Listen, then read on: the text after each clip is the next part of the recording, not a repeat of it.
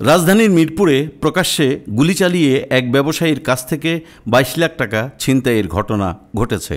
মঙ্গলবার সকাল ১০টার দিকে মিরপুর ১০ নম্বরে এই ছিনতাইয়ের ঘটনা ঘটে।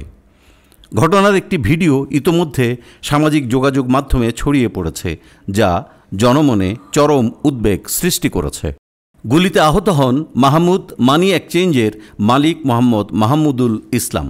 তাকে আশঙ্কাজনক অবস্থায় শহীদ সোহরাওয়ার্দী মেডিকেল কলেজ হাসপাতালে ভর্তি করা হয়েছে।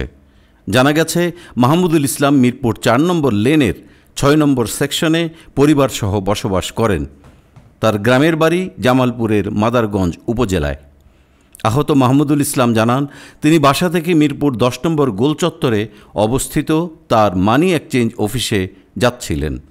পথে স্টেডিয়ামের সুইমিং পুল ও ফায়ার সার্ভিসের মাঝামাঝি আব্দুল বাতেন সড়কে পৌঁছালে হঠাৎ দুটি মোটরসাইকেলে করে ৬ জন দুর্বৃত্ত তার পথরোধ করে। তিনি বলেন, ওরা আমার কাছে টাকা চায়, না দিলে কোমরের বাম পাশে গুলি করে। এরপর আমার সঙ্গে থাকা ২২ লাখ টাকা ছিনিয়ে নিয়ে পালিয়ে যায়।